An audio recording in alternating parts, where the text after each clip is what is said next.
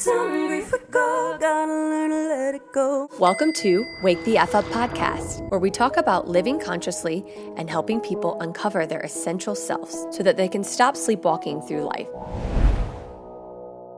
Welcome to Wake the F Up podcast. I am Alix Long, your host, along with my husband and co-host, Dr. David Long. I did want to just say how grateful we are to be sitting here today. We're in September. I'm still pregnant, very pregnant actually. We're at the very tail end, and what a blessing to still be pregnant and not in the hospital. I've gotten a lot of texts this week like, where is this baby? Because we all thought she would be here probably like week 35, and we're going into week 38. Just to give you guys a synopsis, of course, you guys already may have listened and heard this, but we were diagnosed with vasoprevia, which is a pretty rare vascular issue that happens and becomes dangerous mostly in the tail end of the pregnancy, around 28 weeks. They can sometimes hospitalize people. So we were scared about a NICU stay and a lot of things that women and couples face. We were super lucky to have fetoscopic ablation. I think it's important to keep saying this out loud for those of you who might know someone who has vasoprevia. Dr. Papana in Houston really is working some serious miracles. There's a few doctors around the country that are doing this. It's called fetoscopic ablation, and they go in and they ablate the vessel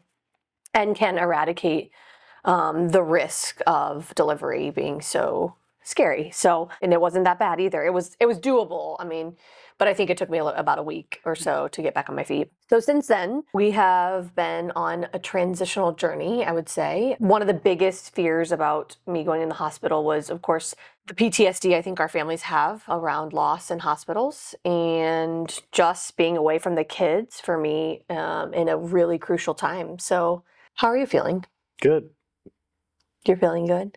I'm feeling okay. Yeah. September is, it's always hard.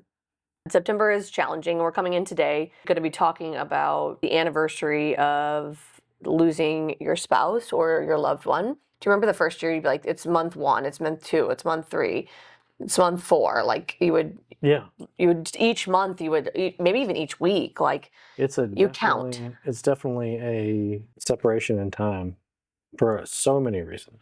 So yeah, you count. You count everything. I mean, yeah. You count everything.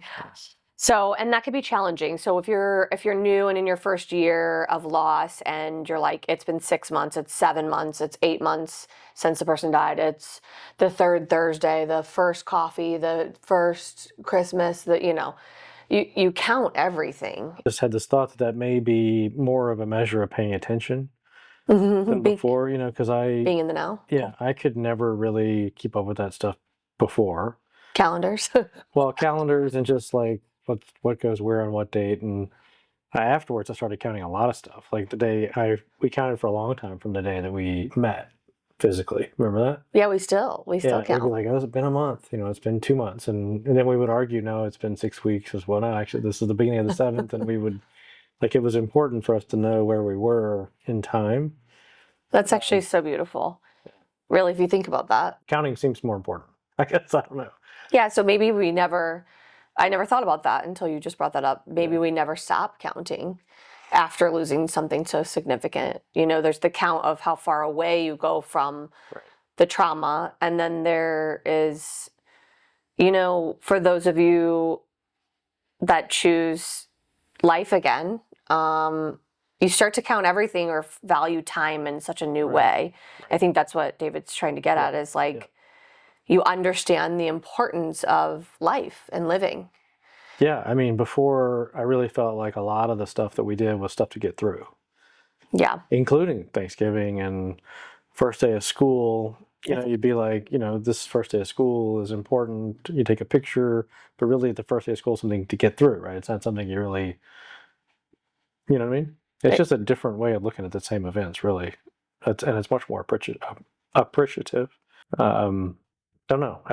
This literally just dawned on me that counting seems more important now. Counting is more important. I will say if you're in your first year again, or in like the early years, I think the first 2 years really, like the second year from anniversary 1 to 2, you stop. Generally, I think most people stop counting the months. They might go like 3 months or 6 months, and then they'll do the holidays. And then if you're out there in between 1 and 2, I always felt like year 2 was a little bit more challenging than year 1, because year 1 you're dreading it, and it's almost like it's going to be bad. Yeah. But year 2 is the settling year where you're like, they're like gone, and never coming back. Yeah. Other people have forgotten. And so that's challenging too. So this is funny because if you listen to our podcast, like even last year, I even was counting a little bit wrong. I thought last year was 5 and this year is 5. That's right. Yeah. And I always laugh and said, are we talking about the time he died? Are we talking about, so I was like justifying my wrong math somehow last year. But this is 5th anniversary. And when I look back at the last 5 years, this year feels different. It feels different for me. I have done a lot of work this year, and especially in the last 6 months, I would say, or maybe 9 months, to clear. Because, and this is kind of beautiful too, because this pregnancy has not been as medically free as as my other 2, although she's been fine. It's just been kind of risks that are kind of out there.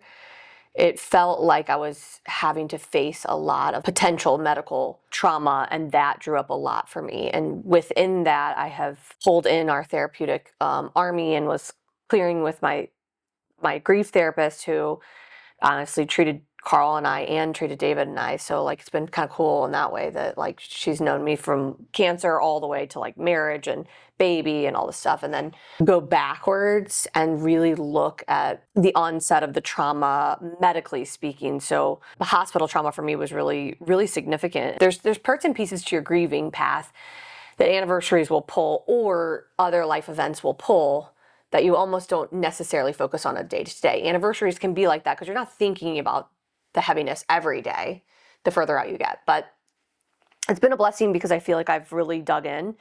And in that way, starting in August, usually I always start from my birthday down. For some reason, it's like a dark cloud comes over me right between my birthday and my son's. Yep. And I just can't get out of the fog until after the death anniversary or whatever we're calling it. It's been like that since David and I have been together, right? Yep. Did you say it would feel a little different this year? What would you say? I say it does feel differently. I feel differently. I think the clearing that I did really helped me with the medical trauma. I think for those of you out there who are several years out and you're still feeling like really weighted down, it might be time to get a therapist. I love advanced integrative therapy. So that's AIT therapy, which is clearing. I like EMDR therapy for everybody. I really like any subconscious therapy. Hypnotherapy has been really, really powerful for me in the last few months. So for me, it feels the same. Yeah, does it? Yeah, because that's my feelings, not your feelings. Right. As a spouse. I don't know your feelings. As a spouse, it still feel not enough. You feel a little bit absent in the room. You feel second best, Yeah. You feel a little undervalued. Last year or the year before, you were just down. There was no Up. There was no positive. It was just down, and there was a lot of trauma. And I think you have cleared a lot of your trauma. A lot of the physical trauma has been cleared. So you're probably feeling it less in your body than you have in the past. That's true. Which is great. And it's nice to see. Yeah. I hope that I can do the same because I am ready. But it's really hard to not feel that way. Yeah, it is. And it's kind of, you have to just give space for it. It's not going to kill you. And I believe in our core and our connection. And I know when this passes for you, it'll pass for me, and that's okay. But yeah, it feels kind of the same for me. And like, do I wish that we didn't have to do this every year? Yeah, definitely. I think one of the things of being a widow that I just put it on the spectrum of feeling, but it's something that no one else really, I think, has to do. Right? No one else has to give space for their spouse to grieve for a month every year. But it's just part of it. We did kind of know going in that was part of it, that Jan was pretty good about telling us that wasn't going to go away right away, and that we needed to be mindful while the other person's grieving. Well, not allow the grief. She told you that more than me, because in the beginning I was grieving pretty hard, and you were kind of like, what am I? So yeah, it doesn't feel great, but significantly amazing that we both have our own grief. And in some ways, like, that is awesome because we understand each other so well. Some of our other guests that have come on, like Whitney, who's so amazing and is engaged to Anthony, and he's speaking really like amazingly about like being a father figure for her children, and like, what does it feel like to be essentially a spouse of someone who's lost someone, Yeah, who so hasn't lost someone. That's going to be hard for him at certain times, I'm sure. But it's hard for you. It's hard for me, and I've had loss. So if he'll need help, in my opinion. He'll need professional help to deal with his feelings. Otherwise, it potentially could lead to resentment and animosity and a little bit of unspoken, hey, what about me type thing. Previous episode we did with Abel Kehoe, he set us on a path a little bit where it was freeing, where it's okay to let go of your first spouse, and you almost have to in order to live again. And I would say he really came upon something as far as the new spouse goes. Mm-hmm. But the rub to that is children. That's the part that he was missing. Yeah, they didn't. It probably made it easier for him to do that. They had lost a child in the loss. So his spouse that passed away was pregnant with their child, and the child died as well. I encourage you to look up that episode. He's a powerful grief coach who's working with widows, getting back in the dating scene, and he's remarried, and they have multiple children, and it's a beautiful book, beautiful books he's written, and story. Every grief story is extremely unique, and so when you feel alone in your story, you are alone in your story, and that's okay. And so that's the suffrage. But it's also the healing piece that should be highlighted for you. As we're getting further out, one of the things that I think that I am looking at is sort of reflecting on the past. I feel a little bit more guilt probably this year than I normally do or have in the past. I think anger was a prevalent emotion for me, and abandonment for the first few years. Not enough people talk about the financial pressing and all of the cleanup that happens in year 1 and 2. When you have children, it is incredibly challenging, and we could do a whole year on our children's grief, how to stay resourced and resilient and not let their grief, and you have your grief, they have their grief. It's completely different. It feels like it should be the same, but it's not, as we've discussed in previous episodes, and how to not let their grief drag you down, and it just does. I mean, it's almost impossible. And then there's anticipatory grief towards their grief. I think the kids really add a lot of difficulty or challenges to being grateful. Yeah.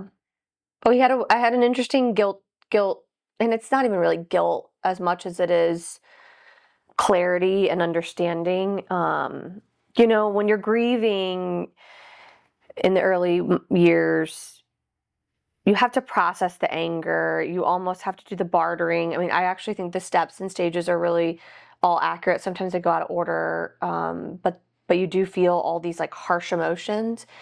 And you have to have some separation if you're young to maybe your spouse's family becomes, even if they're wonderful, like Carl's family is wonderful, but you almost have to pull back a little to figure out like, who am I alone? And so I actually wanted this month to be about the topic, did I die too? And I still think that's prevalent, even though we're talking about anniversaries. Yes, you died too. And as I'm working with this mentorship for the business, what I'm realizing is people don't understand that you die too. So it's everything you were, every routine you had. I was talking with my coach who is helping me with business coaching, and she's amazing. She has not lost her spouse.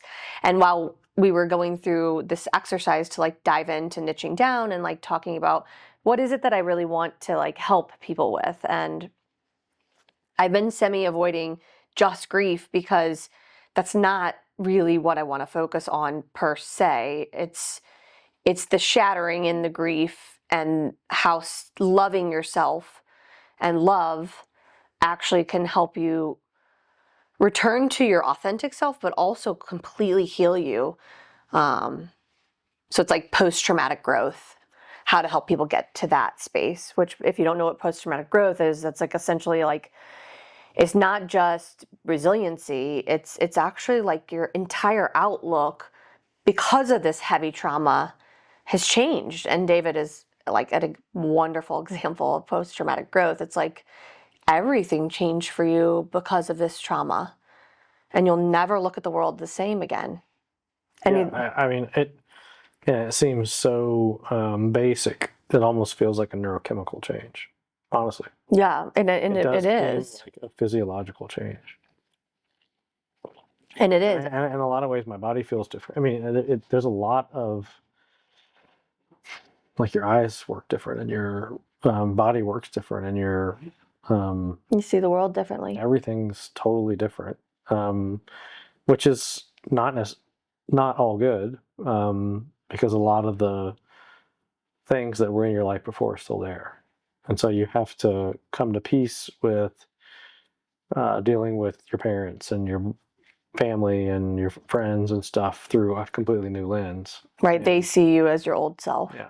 Well, and that's what. So I was with this coach, and it was like such a moment that highlighted everything I was trying to accomplish, and explain to people who maybe hadn't had the loss. And actually, when I say that out loud, it seems unbelievable. Like that seems like something you might tell somebody, and they'd be like, because you do look the same, right? You walk the same, Same body, right? But not really. that is a basic thing, is that you are totally different. You are totally different. You can kind of fake it probably for a little while, maybe. I couldn't fake it very long, but I think maybe you could try. You can shut the world out. Well, so my coach is amazing, and she just had a baby. Our baby's almost a year. She's a year out from having a baby, and it's her and her husband's first baby. And she obviously works remotely. And we were in a virtual meeting, and her husband brought her a cup of coffee. And our meeting was like, I don't know, 10 in the morning, something like that. So it was like, definitely her second cup of coffee. If I remember correctly, like, she had a rough night with the baby, and like, the husband brought her a cup of coffee exactly the way she would have drank it, and without asking, as she's in a meeting, like knowing probably like she had a stacked ass day, and so like we were trying to go through like, what is it that I'm trying to get across to the listeners, and what is it that I'm trying to really niche down on.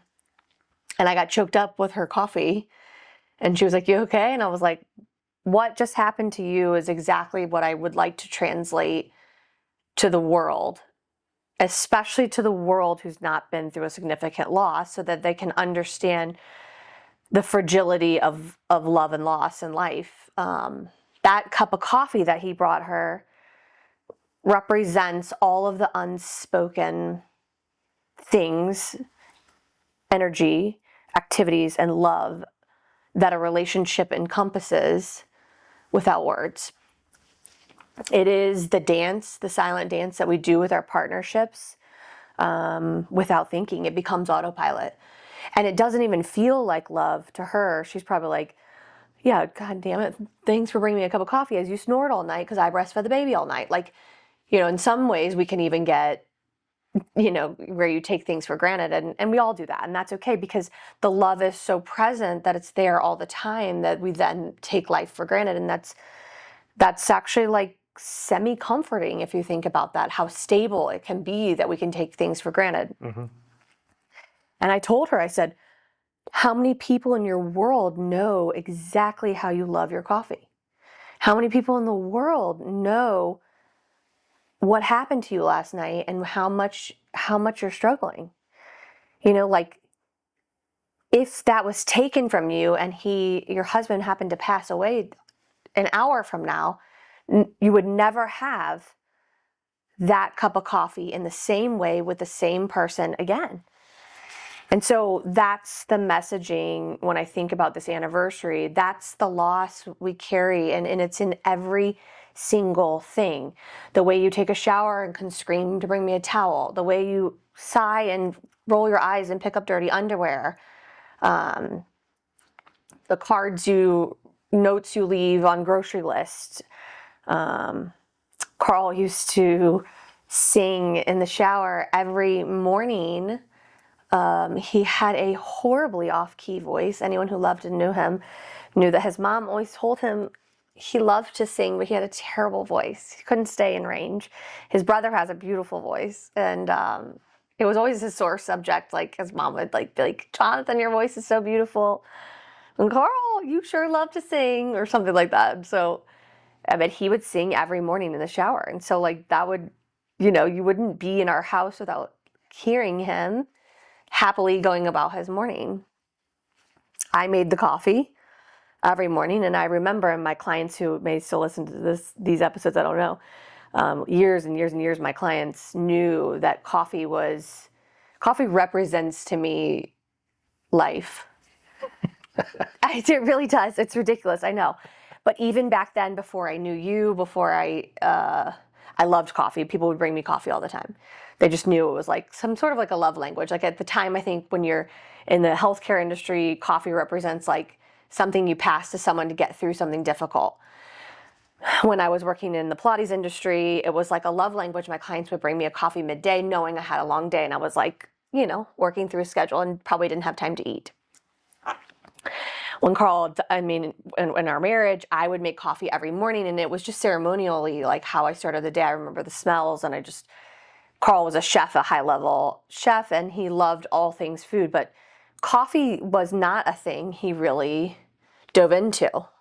It still was in that culinary time. Starbucks was on the rise in our early years, and like coffee culture was developing, and I grew with it. And I remember we went to a beautiful, he had a stage right before he had his big surgery. He had an esophagectomy and a gastrectomy, which is stomach and esophagus essentially being cut apart, retied together, and that's how they got his tumors out originally. It was about a month and a half, 2 months after he was diagnosed in 2014.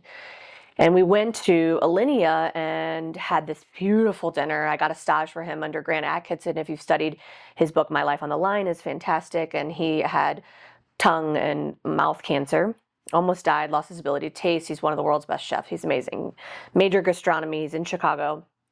Owns lots of restaurants, but Alinea is superb. And when we went to the tasting menu after he had worked in their kitchen, they had a coffee sommelier who came. And I remember thinking, like, I love coffee this much. Like, this guy climbs mountains and sniffing beans and Carl was like, God, other people love coffee the way you love coffee.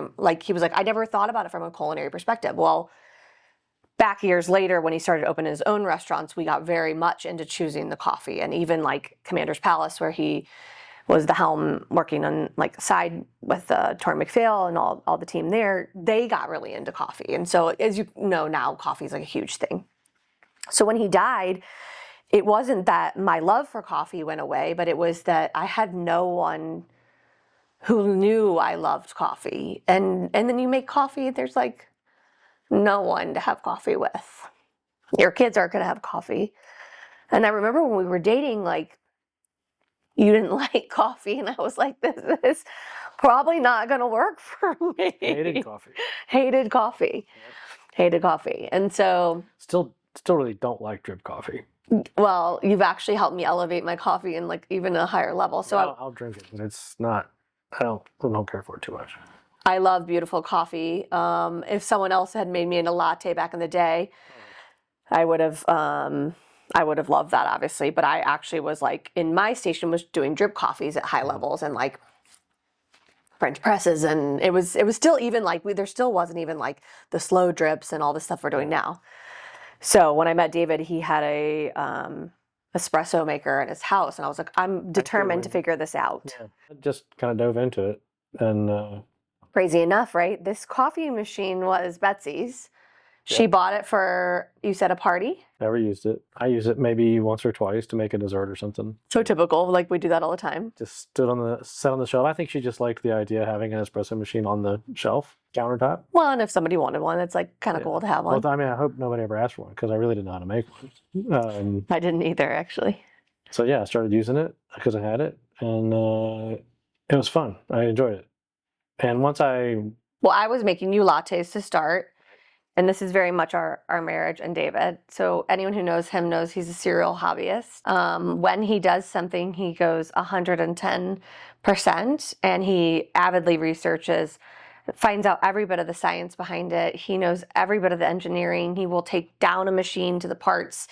It's actually amazing. It's the most attractive quality. I love high intellect people. And I actually love Cliff Notes. Like, I'm tired, so I don't always want to do this. I like this much research. But as a mom, and just, all the other hats I wear, I don't always have time to get in this level. This is the level I like to study. Yeah. So he brings me this knowledge without me having to do as much work, which is really pretty awesome. I mean, I like to learn. I like to read. Yeah, I like to study. I like to read too. Full circle moment. I had a client, Miss Ann, if you're out there listening, never goes unnoticed. Your coffee that you brought me every day. This client brought me a cup of coffee from like the place I liked it, the way I liked it, every day. She worked out with me sometimes once a week, sometimes 3 times a week. It would vary from week to week depending on her life and schedule. But like every day she stopped by the studio and brought me a cup of coffee. Mm-hmm. Even when she lived in a different city, like she lived in Metairie, and now we're uptown, she'd bring me cups of coffee every time. And it was so sweet. It was like the most unspoken language. So oddly enough, it's a super full circle. When David and I fell in love, one of your vows that you wrote to me was that you promised to make me a cup of coffee every single day. Yeah. And he has never missed a day of bringing me a coffee if we've been in the same house. I love to give you a cup of coffee. Yeah, that's the way we start our day every day. And it's a symbol that... And I also like the routine and the ritual of it. Coffee to me is probably the easiest way to describe to maybe a non-griever and a griever how much can occur unknowingly in loss. Coffee really represents just like how you can look at something so insignificant and how much meaning goes into the smallest minutiae of life. And when those are ripped from you, or when everything goes away, you die too, as we're talking about this month. Other people can't see that. Other people don't even know their own cup of coffee and how it's presented to them in their life. And they don't know how their partners show up for them in all these unspoken ways, telling them that they love them and they're present in every moment. And when that's gone, you have an opportunity. And what I was talking about with the business coach, which she's literally world renowned and she's so amazing, she was getting choked up and thinking like, if my husband died, I wouldn't have this cup of coffee. And how much of our life am I taking for granted? And that's the point, right? For the non-grievers out there, when you're looking at anniversaries and you're thinking about the big loss, that's in our hearts forever. And the PTSD for me, it's a little bit of guilt and regret. Like, for example, one of the regrets I'm having this year is I shut down our house and didn't allow any visitors really to come say goodbye to Carl because he was in a diaper and had tubes everywhere. His pain was so out of control. He was really screaming around the clock in pain. I don't say that out loud a lot because some of these things are private. Like some of these things, and I remember when his dear friend, Drew Rodriguez, passed away, he told me over and over and over again how he kind of regretted not going to saying goodbye to him, but he just couldn't look at him that way. He just couldn't look at him that way. He didn't want to see him in pain, sick, and not well. And he made me promise that no one would ever see him in a diaper. He was skin and bones and down to a diaper and screaming in pain. And I was doing everything just to keep my kids away from that suffrage. Very hard for Carl's brother. It was very hard for all of us. And so at that point, he had been sick for a really long time. I just knew he wouldn't want to be seen like that. Had I been more resourced, had I been less anxious, would I have done a better job of being able to hold more space for other people's grief? I don't know. I was in survival mode. So my apologies to any of his friends who may be listening. It was never in malice. It was really protection. And in fact, I can promise you it was one of his wishes was to not be seen in that light. And trust me, it's taken me, as David just said, 5 years to really clear some of those memories. They were really, really, really, really hard to watch someone who was always positive, up, singing in the shower, screaming in pain, and I could not get him comfortable. It took every ounce of my strength and love and resources and an amazing hospice team full of palliative care doctors to get him even comfortable enough to make the transition out of this world. So I think about that. I mean, that's stuff no one's going to talk about, right? Did I do the best job I could? And one of the biggest things about the coffee is like when I look at how I've decided to live, that if you're out there grieving or even witnessing grief with someone you love, it's like every decision you make moving forward after the loss, after the funeral is, do I like coffee? How am I going to have my cup of coffee? Mm-hmm. Now it's just me, right? So this is the abandonment phase we've talked about in the stages. You have to accept that Carl's not going to have a cup of coffee with me ever again. So how am I going to have my coffee moving forward? I'm swelling weeks away from birthing our baby. And I think we know how I made that decision. I made the decision to live in the legacy that we feel a little differently about legacy. And I think you're still working through a lot of some of your stages of grief and emotionality. And I think when you have a quick death and maybe even a lack of closure, oddly enough, we didn't have closure or goodbye either. Carl and I did not have a goodbye, but we had more goodbye than you and Betsy in the sense that we talked about death and we talked about our kids, and he told me he wanted me to be married again. He was really emphatic about it. So I felt like I don't feel as guilty about that as I think some might. Other people definitely want me to feel guilty about that, or have in the past, and I just haven't attached to it. But I think the legacy piece for me is I made a choice to not die personally.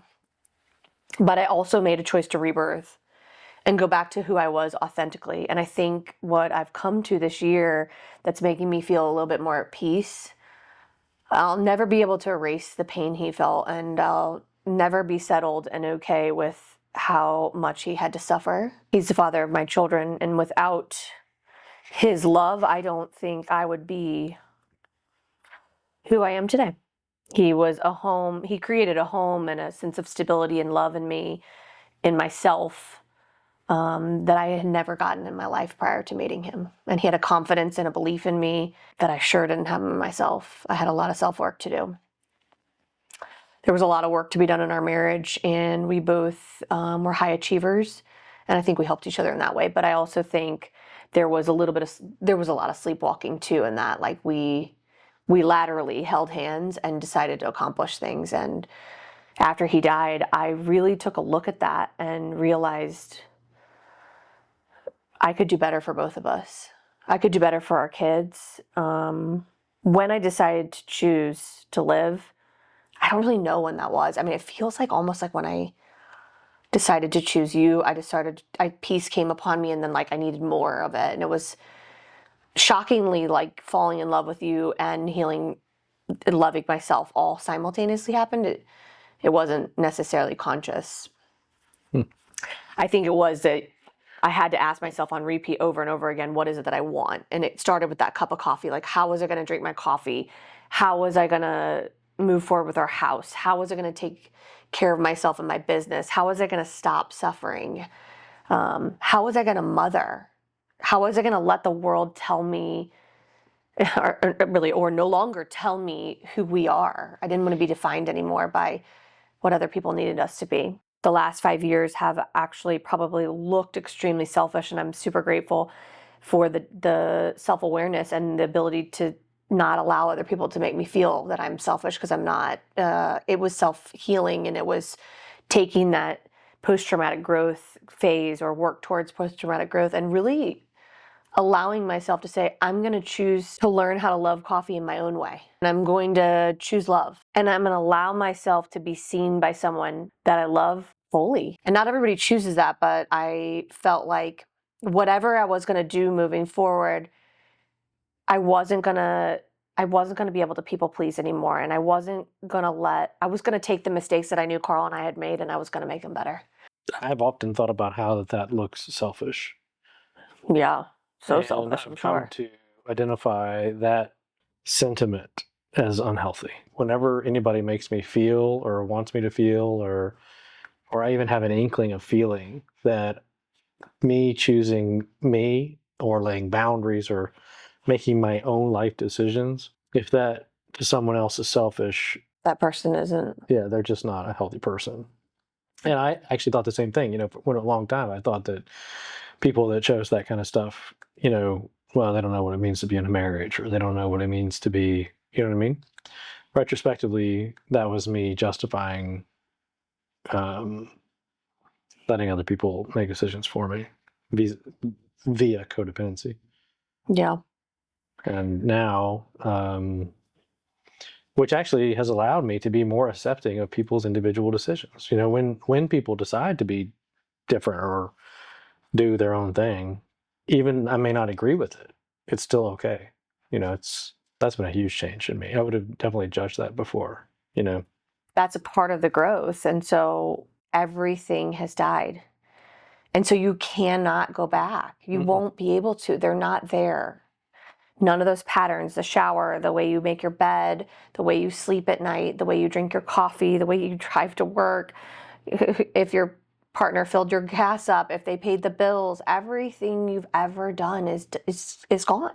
Yeah, even if they did nothing, but you had your life wrapped up into theirs. Right. Yeah, it intrinsically changes. It's gone.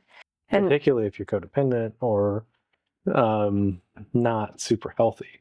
Well, and then especially if you have children too. So like, you add their losses on top of it and all the ways that the parents, picked up this part and that part with the kids and their influence, or to talk to them about, I was thinking, I am the memory keeper for my children's entire life before they could have their own memories. And even their own memories, are their memories, of course. But it's like, as I'm being pregnant, I'm like, no one else will know about my pregnancy except for me. Yeah, it's funny. I was thinking about that the other day when my therapist was asking me about my parents' families, which I don't know that much about. And, or I'm sorry, it was Deanna was asking me. And when I was telling her, I realized I don't know much about it. And she told me, well, it sounds like there's a lot there that probably actively influences the way you think. And I was like, so ignorance of it is almost not necessary. It's okay. You're still influenced by it. Right. Because you give it to them. You bring it to them, which is really messed up, but you just do it. Well, and the influence of our children's parent that passed away, my kids were 5 and 8 when their dad died. So it's interesting to look at it, like how many memories do they have? Yeah, I think that's a interesting worry of like grandparents and the old in-laws, I can reassure you there's no way around the influence. You couldn't undo the influence if you wanted to. Well, and that is kind of beautiful. And then in a way too, like one of the biggest worries was Carl spent a lot of time thinking about leaving a legacy for Carl and Kate to find. And he thought that was best done through work, because I think he thought work was the most, well, probably it's the place he felt the most fulfilled, but also the place that he could easily be the most found because he was so good at what he did. And the thing is that the legacy, even if you don't have like credentialing where you can Google something, is there. It's there forever. And it's funny, like I can see these little parts and pieces of him in my kids. Yeah, same. Without even thinking about it. And like I was like, oh, well, what are the ways that you honor Carl, or the things that maybe that still stick around? And I think it's been funny to, like, without trying, we renovated our kitchen. It's been like a long year. We renovated the whole kitchen. Like, it needed to happen. We knew this when we bought this house. And, we really built this like incredible space for our family. And I recognized that the way that I showed love to David's children and to both our families all simultaneously was dinner and cooking and bringing everybody to the table. And the last few months since the kitchen settled and we're getting ready for the baby, like this summer, that's my oldest son. He's Carl, technically the second. He's named after Carl's dad, but he started cooking. It was David's idea for him to start cooking.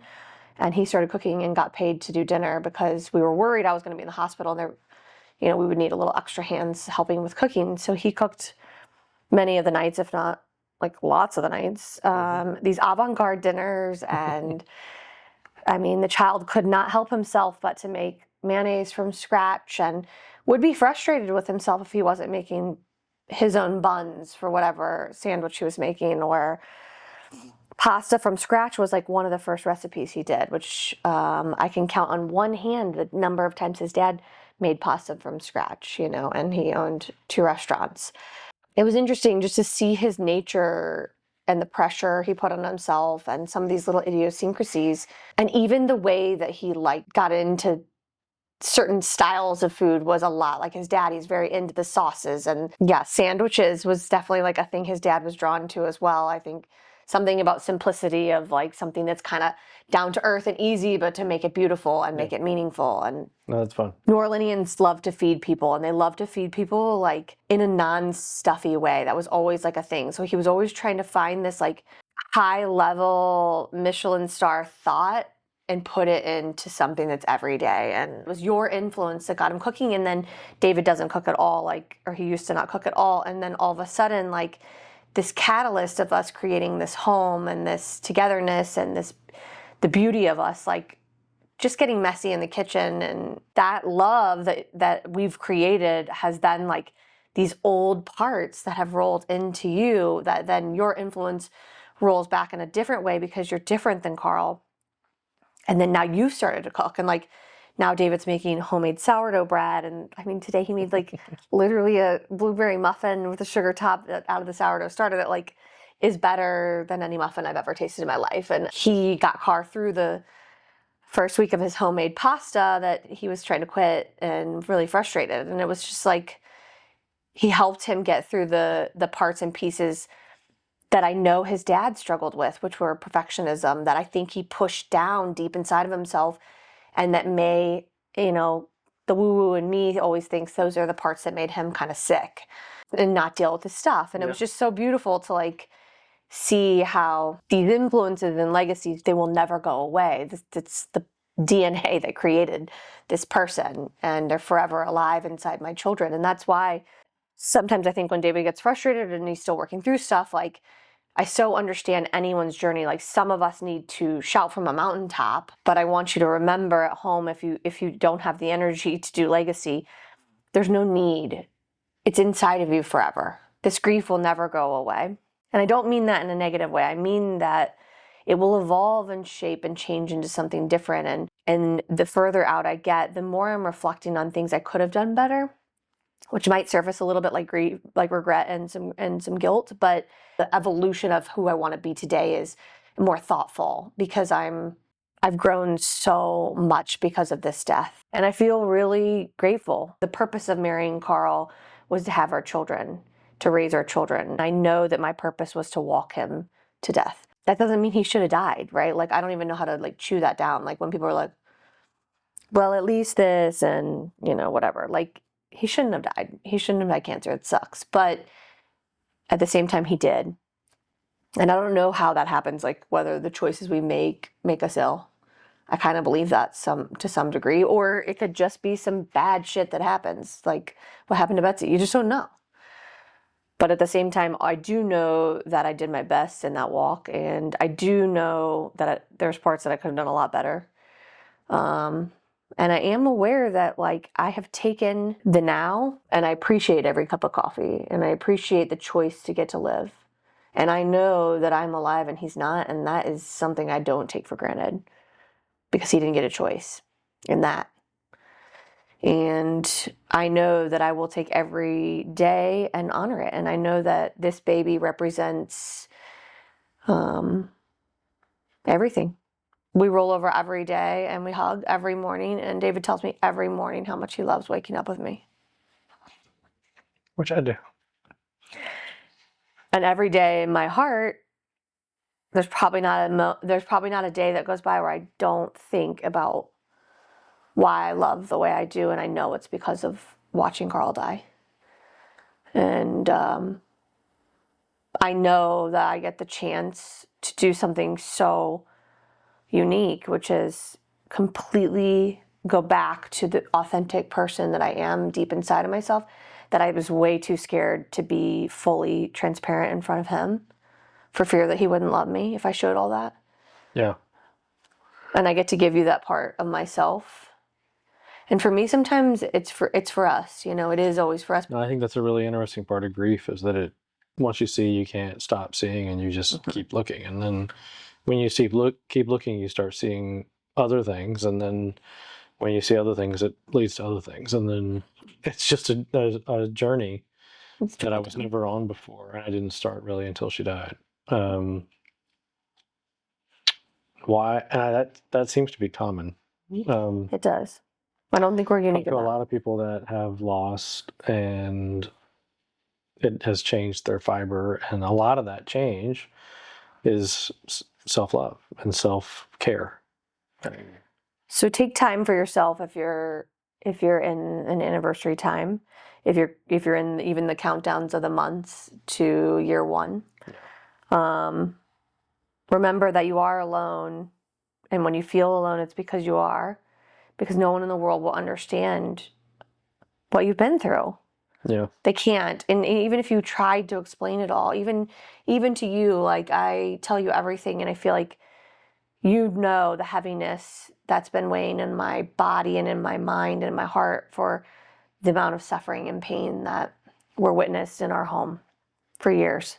And Carl was an amazing person because he was able to like really not show others that. But the kids and I were in a secret world of, and his mom and his, dad and his brother and his family. We saw. So nobody really knows what goes on behind closed doors. And if you're a friend out there trying to support someone in an anniversary, again, just let them take the lead. You do what's best for you, and you just can honor and find legacy in whatever way is meaningful to you. I think one of the most important things is being mindful, looking at where you are now versus where you have been. Yeah, that's challenging, actually. It's really challenging. I'm not sure you would do it if I wasn't here. I don't know if you would recognize it quite like I do. Well, I think when I talk to other grievers who are a little bit younger in grief and maybe not even remarried or haven't taken that kind of step yet, or maybe never be ready to take that step, I think what you have to do is say, today I am this.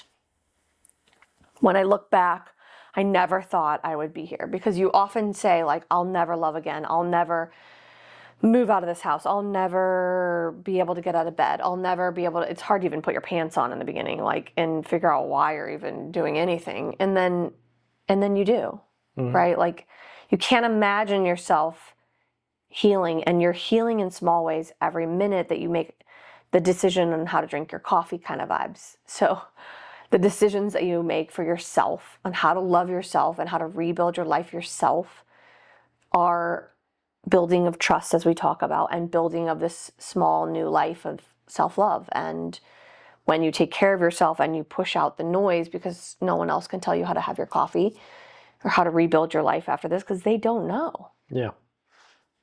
You become unique, and it's authentic, and it has to be authentic because it's not like anything else, because only you have experienced the loss. Yeah, I genuinely hope that we have some widows out there that listen, because I would have liked to have heard that when I first. It's going to be better year one.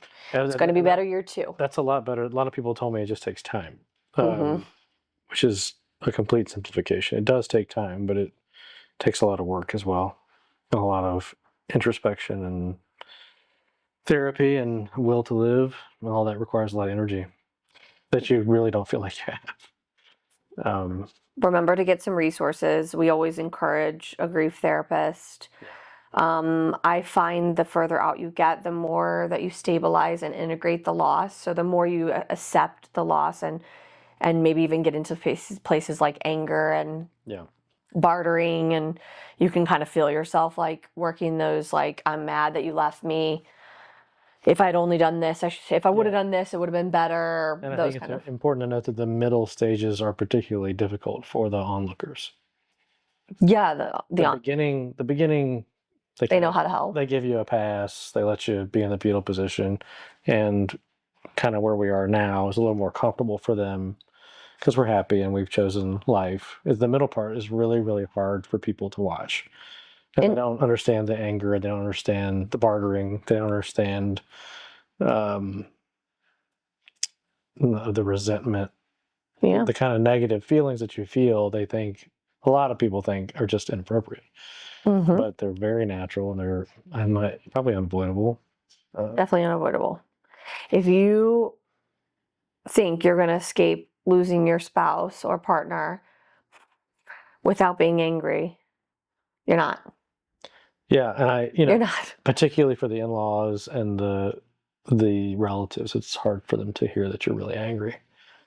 Well, as a parent who's lost, I mean, reach out and let us know. This, of course, we're talking primarily to widows and partnerships who've lost. And so I have not lost a child. I cannot sit in the seat. I have witnessed my mother-in-law and mother-in-laws, I should say, grief. I have witnessed what my children are experiencing, but it is not my loss. It is not inside of me. And so I do not pretend to be an expert in that experientially.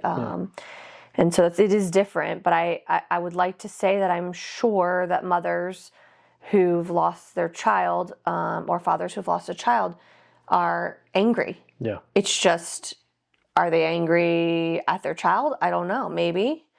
I haven't heard that from Carl's mom and dad in any way, but I know that they're probably angry that this happened in general. This shouldn't have happened. There's lots of versions of that, but in closing thoughts, I think that it's important, and what we're saying is that it takes time for integration.